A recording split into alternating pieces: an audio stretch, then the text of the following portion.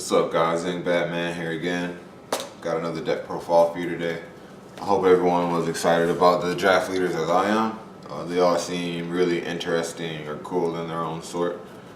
I think they did a better job this time around than the first draft box.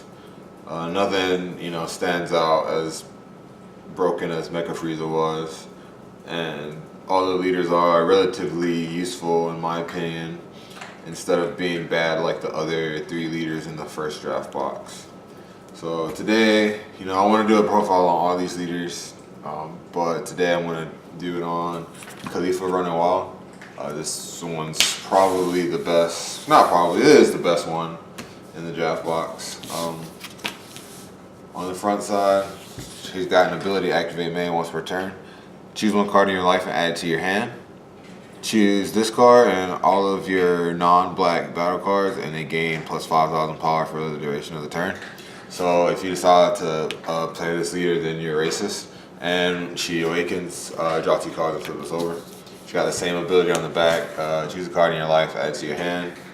All your non-black battle cards gain 5,000 power, and she gains 5,000 power. And she draws a card when she attacks. So I'm gonna go ahead and get into the deck profile. This one's a mono green deck. Everyone knows the veggie package right now is really good. So I'm gonna be running that in here. 4 Trunks Bridge to the Future. 4 Saiyan Teamwork Kaba. 4 Unstoppable Ambition. Super Saiyan Caulifla, and 4 Hidden Awakening Kale. It's gonna be a veggie package for this deck. Trunks is your, turn 1 play. Kaba gets these 2 from the deck and lets you play the Caulifla for free, and the Kale for 1 less. Kale's got crit. She draws a card if you got 5 cards in hand when she swings, and she KOs your opponent's battle cards. So this is one of the best engines in the game right now, so I decided to include it in this deck. And the Caulifla can get up to 25, so if she stays out for more than 1 turn, your opponent's not really going to be able to stop her swings because her power is so big for her cost. Alright, next up I've got 2 Tenacious Vegeta and 2 Bundle of Curiosity Son Goku. There should be 4 Tenacious Vegeta, but somehow I only have 2. So I'm doing 2 of these, 2 of these. I would probably replace these with the Vegeta. You don't see this card often. It's got Revenge, and your opponent can't attack it with their leader card. If they could attack this with their leader card, this card would be terrible, but if they want to get rid of this, they have to use a removal spell or attack it with the battle card. And if they attack it with the battle card, then they're losing the battle card. And I like this because in this deck, it's 10,000. So it can't pressure an Awakened leader, but with Caulifla's ability to give it 5,000 power, if their opponent is Awakened, then they're going to have to drop a card to stop this attack. And if they attack it with a battle card, then they're losing that battle card. So what I wanted to do with this deck was keep the aggro up that you expect from the Caulifla deck, but still be able to maintain a better board than theirs, since you'll be removing their threats with stuff like Kale, and you can attack their battle cards with stuff like Caulifla. Next, probably the best card in the deck in my opinion, 4 Terrasite Goku Black. When you play them, you get 2 shadow tokens. They're 10,000 power. They have no color, but that means that they are not black. So they will still get the boost from Caulifla's ability. So on turn 3, you want to play the Terrasite Son Goku. Use your ability, and you've got 2 15s and a 20 coming at your opponent. So it's one of the better cards on the deck. Next, 2 Energy Power Gotenks. This guy's okay. He's kind of got like a pseudo critical effect. When he attacks a leader, they have to drop a card from their hand. So if they take the hit, then they're not gaining any cards. So it's about as close as you can get to critical. You could use an Android 17 or 18 since that just straight up has critical, but you're not going to be able to hit it with the Trunks. So I just included the Gotenks just as another target for my Trunks to hit. Next up, this is probably the biggest drop in the deck since in the aggro deck. It's a 4-drop. Fully trained Super Saiyan Son Gohan. He's got double strike 20k. And when you play him, you search your deck for a Piccolo. It costs 3 or less and put it into play. 3 rated strike Piccolo. And this card's got a blocker, and at the end of your opponent's turn, they have to discard cards from their hand until they only have 6 cards. So the reason why that's good is because when you're aggroing your opponent, they're going to have a lot of cards in their hand since they're taking so much life. So when you drop this guy, if they can't remove him from the field, they're going to have to discard all those cards down. And it's just going to let you keep putting that beat down on them. Next I have 2 Implacable Trunks. He evolves from Trunks Bridge to the Future for 2 green and 1. He's got double strike and revenge. So he'll be dealing 2 to your opponent, and if they try to clear this with a battle card, he's going to take the battle card with him. And when you evolve into him, you can grab a card from your drop and add it to your hand.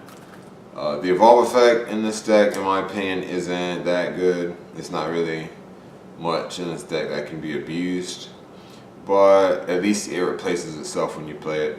Also, it'll have 20 double strike for 3 energy if you use Caulifla's ability.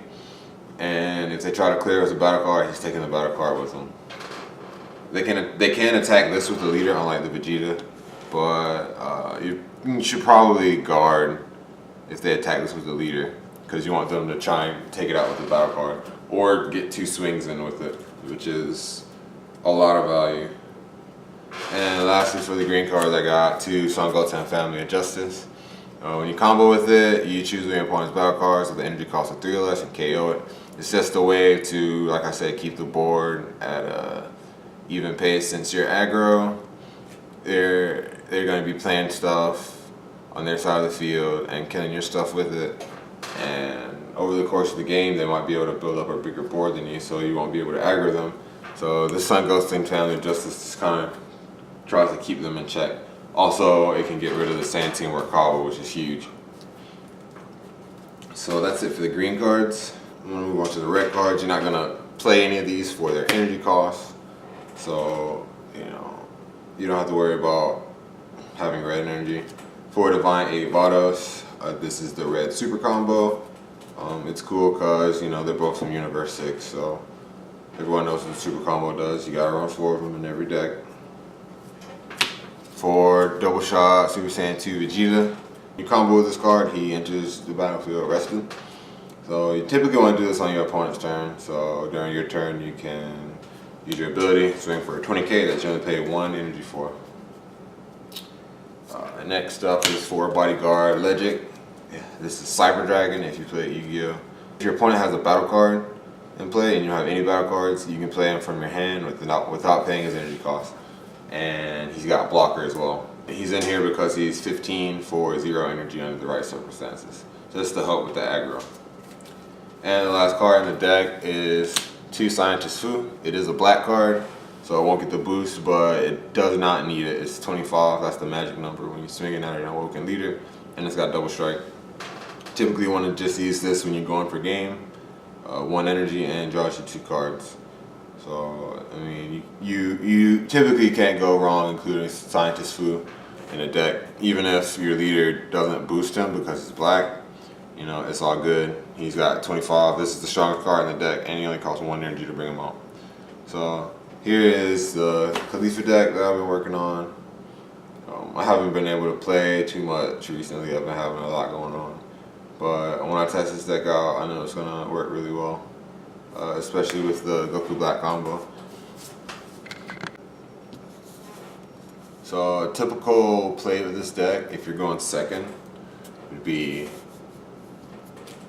you got your leader, they play a battle card, you're going to lay down the Bodyguard Legic for free, since they have a battle card out.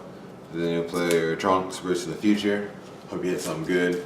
Next turn, you're going to lay down Sand Teamwork Kaba, search the top 10, and hopefully hit a Caulifla. Then you can use your effect, swing with these 2. Next turn, you still have all this out.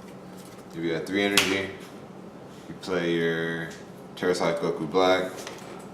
You get your 2 Shadow tokens.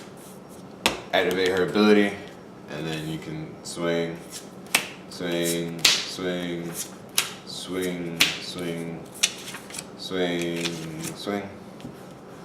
So that's 1, 2, 3, 4, 5, 6, 7 attacks on turn 3. You could probably also swing with the Caulifla as well, because I feel like at this point you won't really need them anymore. And that's going to be a lot of pressure on their leader. And then next turn you drop the Fully Trained Super Saiyan Gohan, go in your deck and grab the Ready to Strike Piccolo. And you just swing out with everything again. And then at the end of their turn, if they have too many cards in their hand, they're going to have to discard down to 6. So that's just a cool line of play that you can do with this deck here. If you got any suggestions, comments, criticism, anything, just leave me a comment in the comment section down below. If you think that the deck profile is cool and you like this deck, go ahead and leave me a like. And then if you want to see more content, which I'm definitely going to have, then leave me a subscribe and I'll make sure not to let you down. So everybody, thanks for watching my Green Caulifla deck profile, and I'll see y'all in the next video. Peace.